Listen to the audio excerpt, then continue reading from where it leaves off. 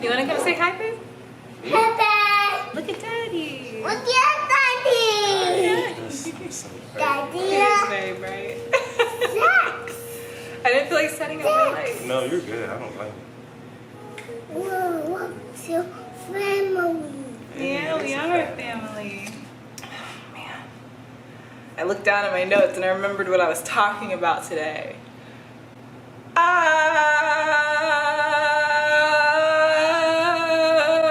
Okay. We're gonna talk about. Oh, I don't even have my mic on. Here we are. Okay, so today we are talking. Oh, hi. Welcome to my channel. My name is Dominique Davis, also known as Brown and Bindi, and here on this channel we practice flexibility of the mind, the body, and the spirit.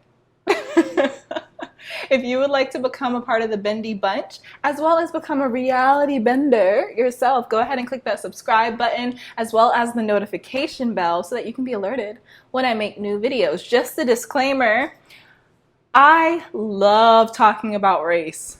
I love it. It's my jam. We talked about in the live last week that, like, I was saying the Martin Luther King speech when I was 3. I was raised in a very pro-black home. I was raised about my blackness in an extremely well-educated and intelligent way, which I'm so grateful to my mom for. I love talking about blackness. That being said, I don't talk about blackness often on my channel because I like to be an escape. I made my channel name Brown and Bindi for multiple reasons, but one of those big reasons is that I am a brown person, and I wanted to make sure that even though I didn't have how to do this if you're a black person, how to do this if you're a black person, I wanted to make sure that even though I didn't have that in my title, that people still knew that this content was for them.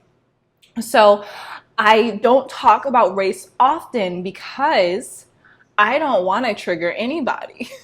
I want black people to come to my page and to be able to learn without having another person remind them of the negative sides of being black. There are negative sides to being black, and then there are twice as many positives. But I don't feel like the positives always need to be stated because it's in our being, and that's what my channel is all about. Okay, I didn't know if I was gonna get there, but I think I got there. Let me know if you understand what I'm trying to say in the comments. Today, I am talking about Caucasian people, the wellness community, and everything that's going on. I'm talking to white wellness community. So if you are a wellness person on YouTube, you know, whether that's spiritual, mental, physical wellness, this is for you. If you're in the wellness world in real life, IRL, then this is to you too. Like if you're a yoga teacher or you sell essential oils. I don't know, man. I'm nervous. I'm sweating. So let me just jump into it. Microaggressions. So the wellness community understands the concept of oneness. The wellness community understands the concept of oneness very well. There are not a lot of racist people in the wellness community. So if you thought you were going to click on this video and I was going to be like, you're racist, shut up and go home. That's not what I'm going to be doing in this video. But we are going to be talking about microaggressions, and we are going to be talking about privilege. So I have been in plenty of white spaces my entire life, and even most recently taking teacher training, yoga teacher training, that is. I am more than accustomed to microaggressions, more than accustomed. A big part of me starting my spiritual journey was learning how to deal with these microaggressions and not letting a person's ignorance allow me to let that ignorance define their whole character. Because learning how to do that helped me open my mind to oneness. So, black people watching, listening, that's important, okay?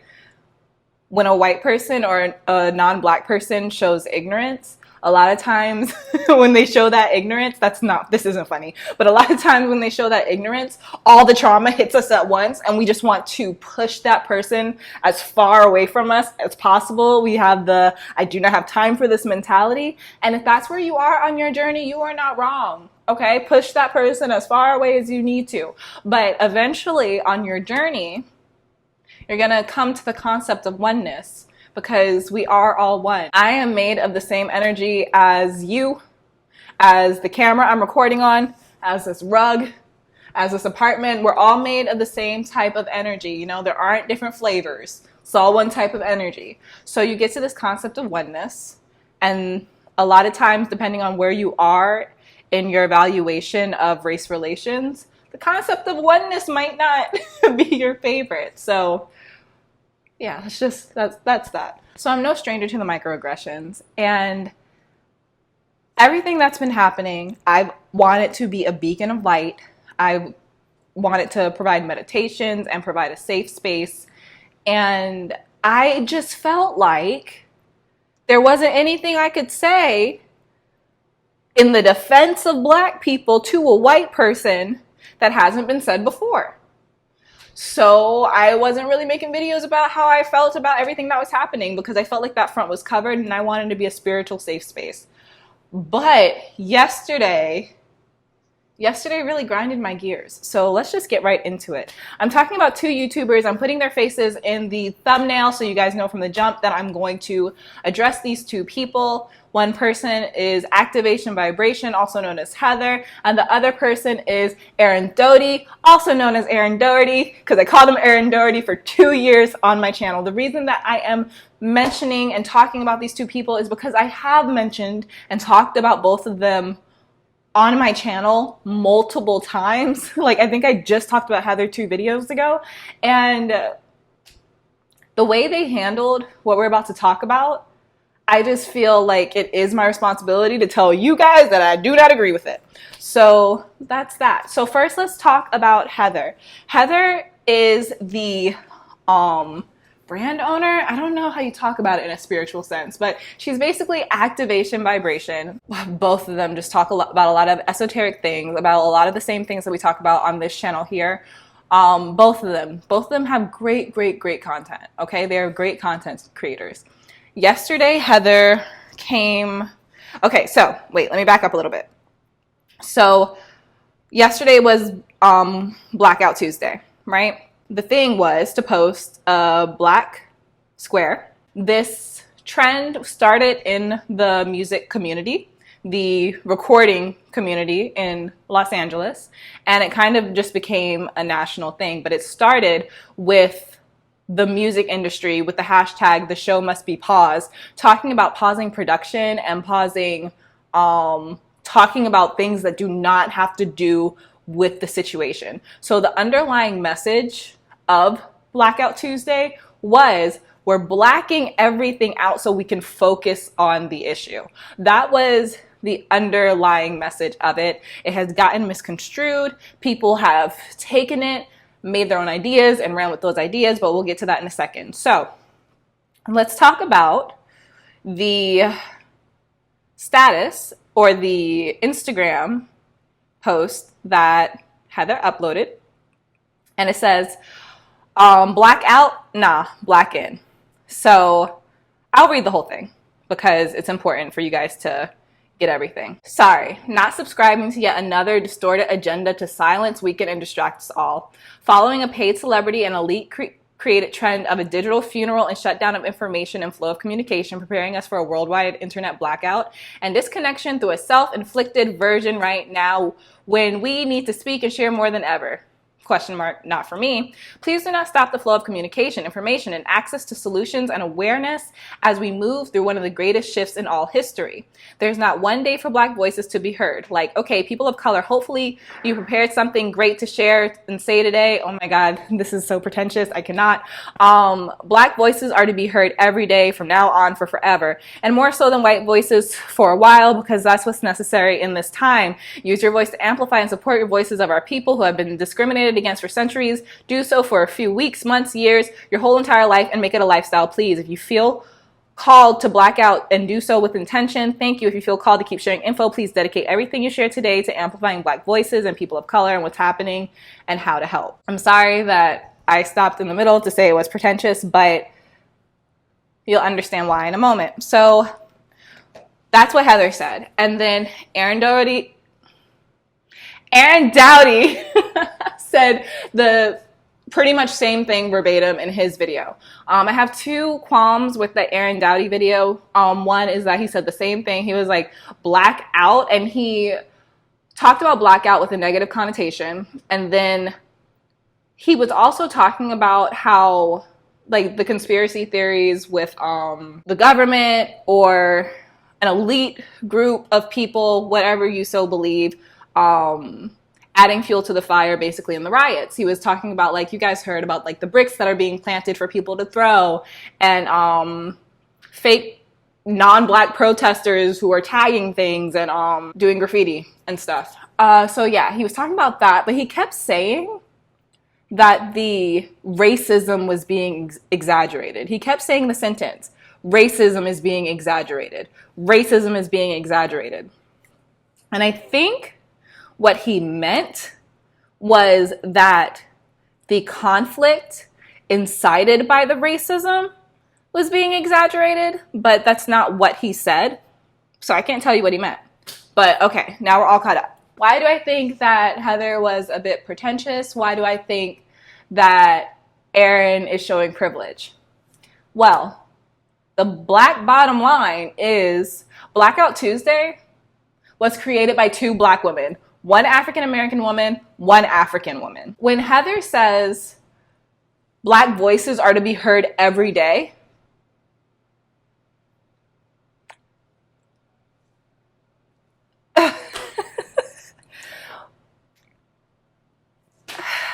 I just can't believe I'm explaining this. And like, you guys, it's a Google search away. Where did Blackout Tuesday come from? Who created Blackout Tuesday? So let's just go ahead and get that clear right now. Jamila Thomas and Brianna Egeman are the ones who made Blackout Tuesday, right? So you have all these white people saying, it's a conspiracy. They're saying blackout. Nah, black in. Black people should be allowed to talk every day. When two black women made Blackout Tuesday,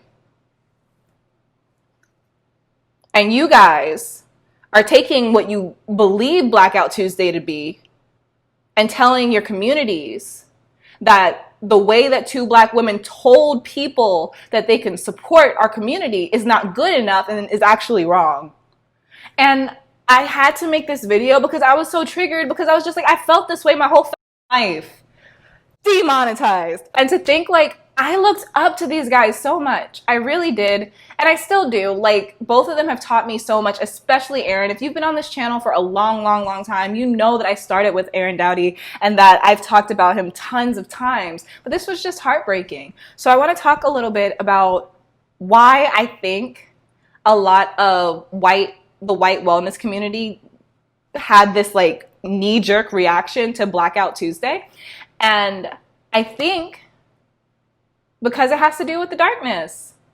And I am the number one. I'm the number one love and light, positive thoughts. Don't bring that mess over here. I'm the number one. Okay? I don't like sitting in the darkness. I don't like sitting in the shadow. If I got to do some inner child work, if I got to do some trauma work, I'll do it.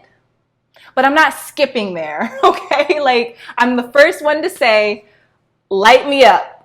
Where's the sun, right? So, give you some background on me and where I'm coming from. So, I think that I was reading the comments on Heather's page, and I didn't watch the video Heather made because I just can't.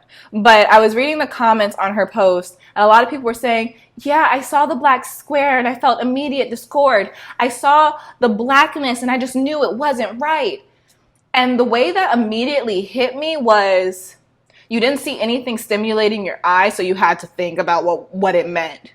Because you didn't have an answer yet. You just saw black squares. So no one was telling you what to think. No one was giving you a message. You saw something blank and you were being forced to figure out, what does this black square mean in relation to everything that's going on?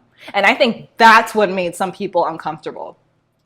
In this community, talking about race is it's like taboo. It's like, well, I guess if we're going to talk about politics, let's talk about politics. And it's like, my everyday life is not politics. My everyday life is not politics, okay? So I feel like a lot of the bad vibes people were getting from Blackout Tuesday was just the lack of stimulation, the lack of the message being spelled out in clear letters, as they often are when it comes to Black issues, because we go through so much to translate our pain for other races. Speaking of translating our pain, it is also important for me to reiterate to those in the wellness community, let's talk about reincarnation real quick, just really quick.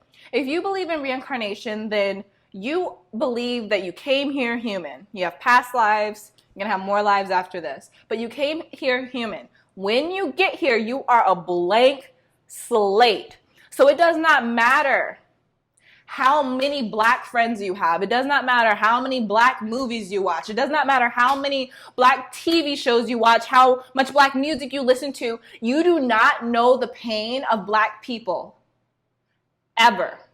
It doesn't transfer from your past lives. It doesn't transfer from a future life, because you come here with a blank slate. I think a lot of white wellness influencers feel like because they are so good at understanding energy and articulating energy, I feel like that allows them to feel like they can translate the complication in a Black person's energy.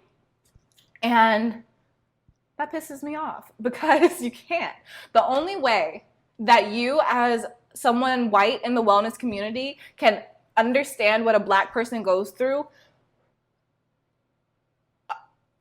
a fraction of what a Black person goes through, is by reading a nonfiction book about slavery and about post-slavery, watching documentaries about slavery and post-slavery, and talking to people, talking to Black people who have parents who have been slaves, talking to Black people who have been directly, every single one of us, we're all around, but talking to Black people directly about how they have been affected by racism in this country.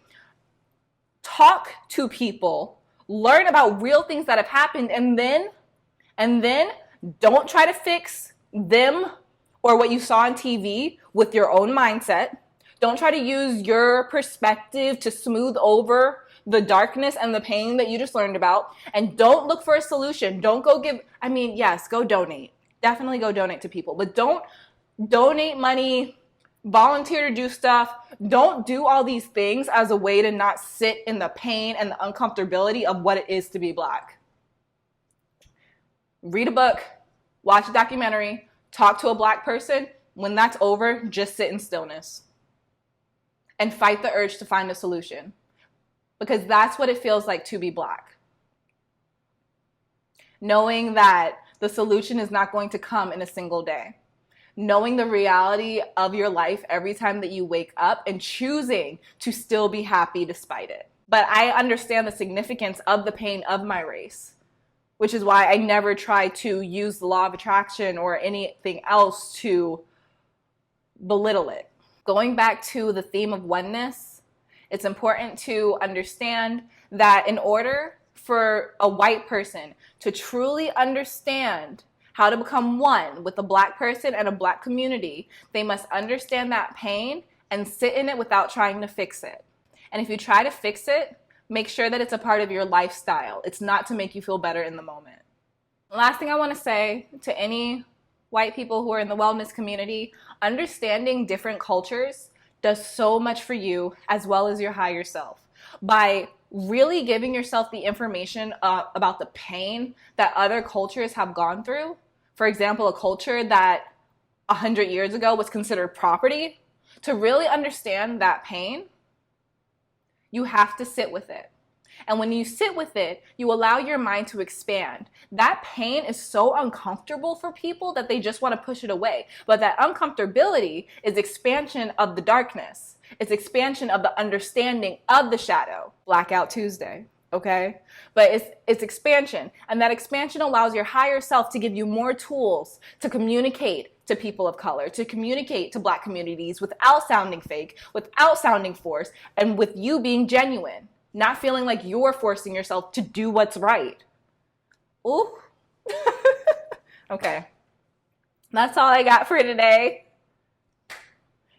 Okay, let's just breathe real quick. Let's just inhale through the nose, exhale through the mouth. It's all love. Inhale through the nose, exhale through the mouth. It's all love. Feel that resistance. I feel it. Inhale through the nose, exhale through the mouth. It's all love.